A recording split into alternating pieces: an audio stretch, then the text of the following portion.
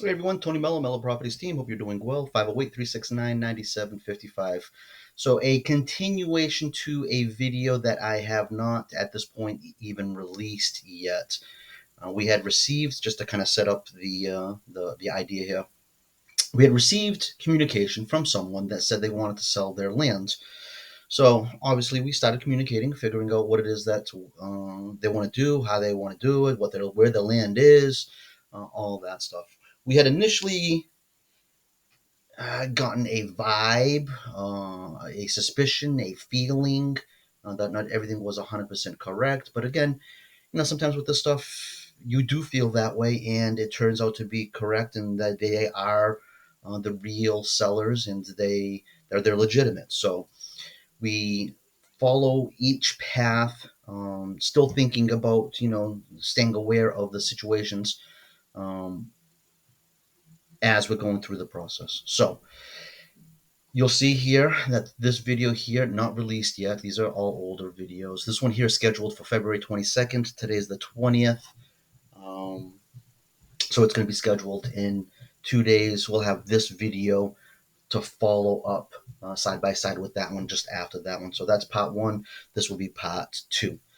All right. So since that point in time when I had created that video detailing some of my concerns and should I not do, here's what I've collected so far as information.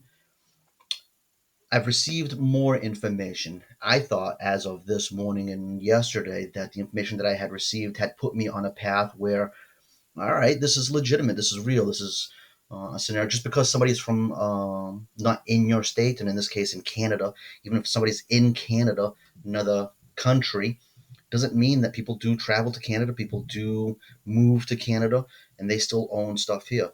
So to discount that just based on I'm living in Canada is not enough to not to at least investigate, pursue that listing and try to get that information. It turns out I released the listing this morning based on the information that I have.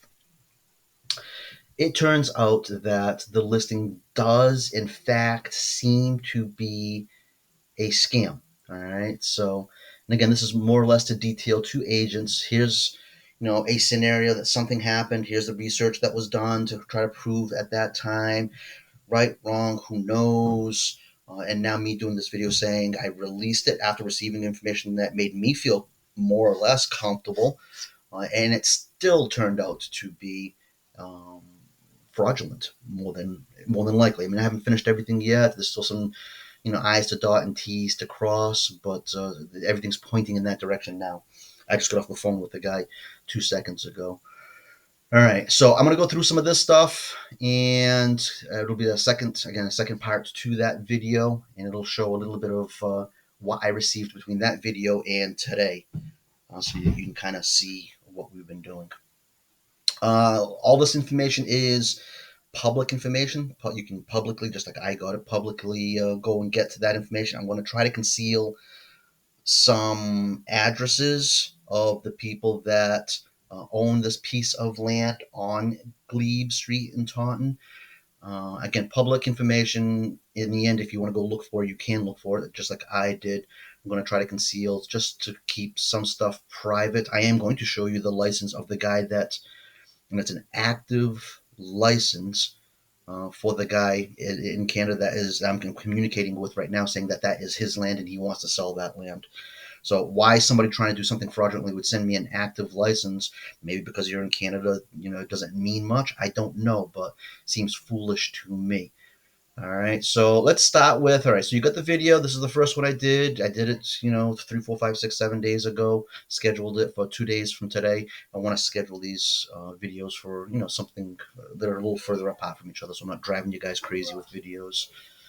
All right, so if I go to here, I've got a folder with the guy's name, seller, land, All right, so there's different things that you can look at. Just Google searching names and addresses and things like that. Try to gather as much information as you can so that when you do release something, at least even if it turns out to be fraudulent, like this one may very well be, You've got some information saying, listen, I did some work, you know what I mean? I just didn't list something. And at the time, it seemed to be something that was correct and okay to list. All right, so Googling the address, now you get the person's name roughly. That's not the address. That's a house somewhere, but the land is 0 Glebe Street, and there's a PID number, a parcel ID identification number. And there's a map and block and lot and that kind of stuff. Assessors, I'm going to get ready with this because I do want to block some of the address. Like I said, you can get that address, but I'm not going to put it in this video. So this is the name of the person, Thomas Maldice, right? Turns out that Judith has passed, and that's what this gentleman had expressed to me, that he was in Florida, that his wife has passed, and then when she passed, I'm not sure. He didn't tell me why he moved to Canada, but he told me that he went from Florida to Canada. Okay, all right, fine. I mean, that again, all certainly plausible and possible. So we continue with our research from that point forward. The parcel ID number, map, block, lot, unit. They're all numbers that the assessors and other people use to identify a certain property. Okay, get rid of that. Minimize this just in case I need it again. I did do a quick market analysis. Honestly, it doesn't take a great amount of time to search properties that have recently sold. So I did that, sent it to him to explain to him what I thought the property could potentially go for. Um, Conservation, again, very quick and easy.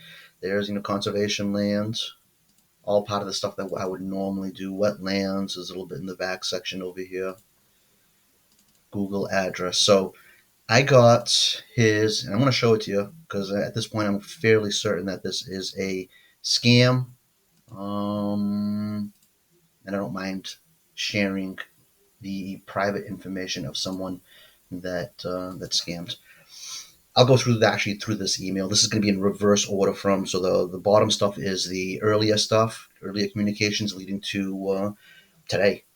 Tony, thank you for your email. Please keep me posted as soon as it's live on MLS. So as I was approaching and putting more information into the MLS, I was telling him that it was going into the MLS and that this is him responding saying, great, so let me know when it's live. And I sent him a copy of the MLS. Thank you. I've signed the documents. So obviously, I wouldn't put anything on MLS unless I had an agency agreement and the agency disclosure. Those are just standard documents that we do. He signed them. All right. That was one more thing that got me to that point where, all right, this could potentially be real. Okay. Anybody can sign, but that helps. Without that, you definitely cannot do it. So issues. He had some issues with signing the documents. I went back and forth with him to help him do that. Probably not familiar with the system. I had offered to him that I would do it both by U.S. postal mail, send paperwork up to Canada, have him sign it and return it, or we could do it electronically, which he ended up doing electronically after fighting with it a little bit.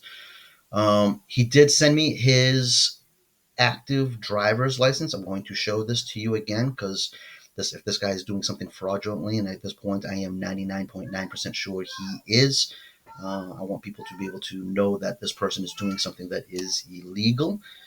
And I'll show you the email that prompted him to send me this. And I wasn't about to do anything until I got this. So this is his driver's license. As you can see, it expires in 2024, September of 2024. Again, there's nothing phenomenally sensitive about this license, but it does give you some information in here as far as it's an active. I got a picture of the guy. I've got an address of the guy. And yes, I did Google Drive, Google Maps, his address to kind of get a look at, not that proved anything, but look at his house.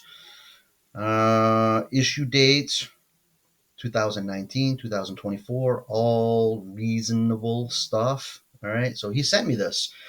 When somebody's sending you something and they're pretending to be, or they're saying that they're a seller of land somewhere and their names match identically to the information that is stored locally at the Registry of Deeds, the assessors, all those places.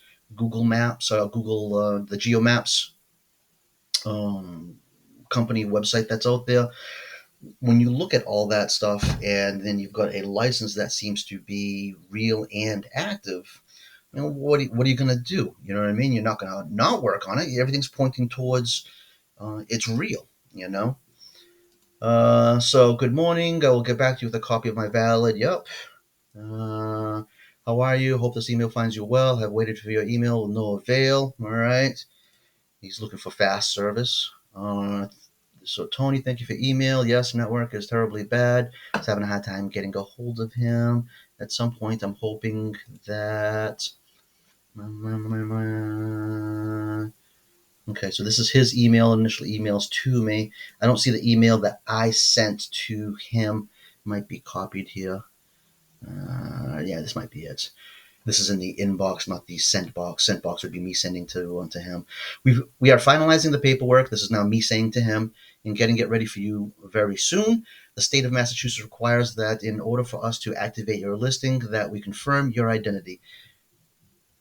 I don't think there's anything actually out there that Massachusetts says that you have to confirm identity, but it's a good idea to do. I kind of posed it off as, hey, it's not me, it's the state. Can you please send me your license? And that seemed to work in this case. Could you send us a current government picture ID, like a driver's license or a passport, or anything else that might have that fits that description? Him being from Canada, I don't know what he has or doesn't have, or what they do up there. We want to make sure that your paperwork is handled in a way that keeps your sensitive information out of the hands of people that intend harm. Again, that is me trying to get any kind of official form of ID, identification, that will bring me from I really don't believe this to I do believe this and I want to work on it. All right. So again, like in this case, yes, I kind of probably did waste a little bit of time. It's not a significant amount of time. I learned things through the process. Even this morning, talking to assessors and certain things. So is it a complete waste? It's not a complete waste. Is it going to go to sale? Am I going to throw signs on a piece of property somewhere and directionals up and down the street and all that and get more branding? Probably not at this point. But I don't care. There's not. You don't always have to get to that point, and honestly, you can't expect to always get to that point because these cases are going to happen. You know what I mean? Do I want to continue to spend more time on it? No. I'm creating this video right now for real estate agents so that they can kind of see a scenario where it didn't work out, and it's happened to me before and it's going to happen to me again. But these are the things that I've done to protect myself so that if something comes back from whoever, I can say, hey, I did my due diligence. I kind of did the work I needed to do. I got to the level where I thought I was comfortable, and I put the listing on the market. So what happened this morning was I did just that. I put the listing on the market. There was a broker out there that his father-in-law, an agent broker in his office, had helped somebody buy that particular piece of land. Now, there's discrepancies between numbers, and that's perfectly fine if you follow the numbers back and forth and all the references between deed to deed that might line up. But right now, it seems to be a scenario where it is a piece of property that has sold back in October of 2023. We are now in February of 2024, a few months later, and doing this work. All right, so take it for that. It's just a few bits, pieces of information, a string of communication between the guy saying he wants to sell and us getting to the listing. Um, Turns out today, like I said, the broker called, texted me, and said, Tony, are you sure what's up with this property? And my father-in-law sold it a few months ago, and I followed the trail from there and talked to a few folks, and now we're at a point where I'm back to all right. I got a license, I got this, I got that, and the other thing, but you know, it looks like as if it's not the correct thing. All right, Google address. This is the address that was on um, his license. So I assume this guy does actually live here in Toronto, Ontario. Uh, this is the actual land. that he's saying is his, that potentially is not his, that has already been sold.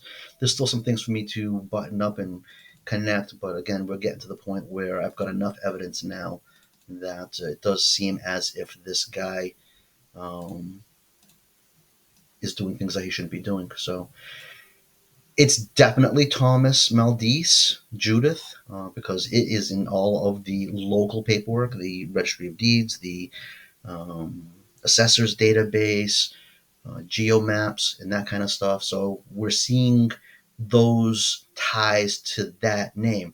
Now, is the Thomas Maldice the guy that I'm talking to in Canada the same Thomas Maldice that is living in Florida? I'm guessing no. You know what I mean? So at this point,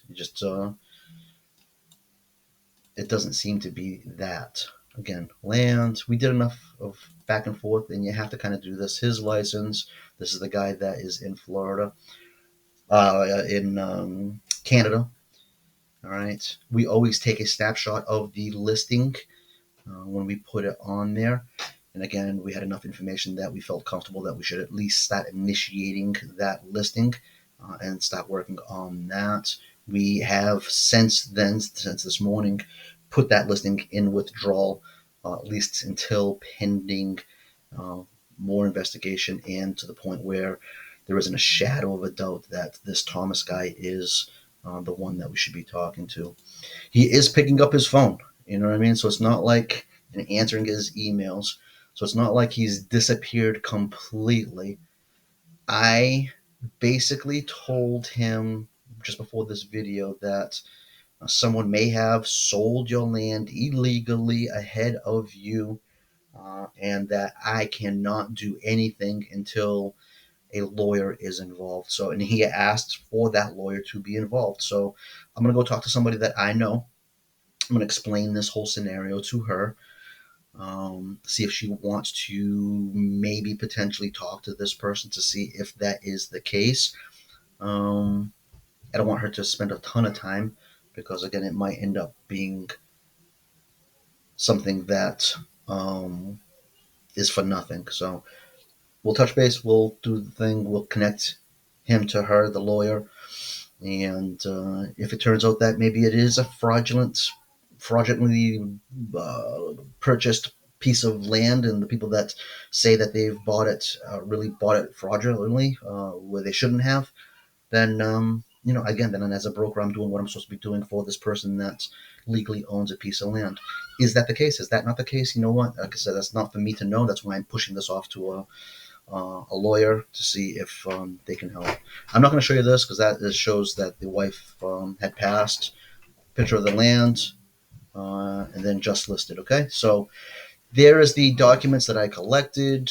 These are the emails that transpired between inquiry to MLS, and now the next step is going to be to connect this person to the lawyer, let them work it out if it ever gets anywhere.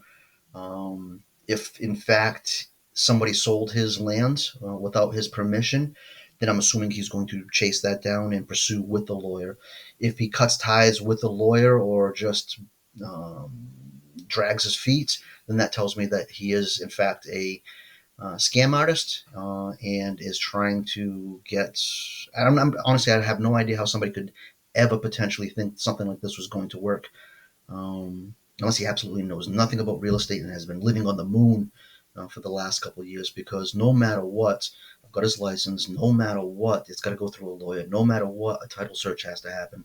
No matter what, we have to connect all these dots back and forth. So for him to think that someone is going to list this property, find a person, get through a closing, put money on a check, and send it to him and be successful between all those points doesn't make any sense to me. But who knows? Like I said, at this point, I don't know if this guy's real. He's not real, and I'm not going to go crazy as far as more work. But I don't mind sending a few emails here and there, connecting him to the lawyer, let them hash it out. And if it turns out that he's wrong, he's wrong. And if he turns out he's right, I've already got the listing ready to go. I will just take it out of withdrawal status and put it in active status. So we will see how that goes. Again, this is a part two to the video that I had done a couple days ago. I will release that one and then release this one immediately after. You'll see what I said and did in that video, and then you're seeing now what I am saying in this part two video. Be careful out there. Tony Mello, Mello Properties Team, 508 369 9755. See you.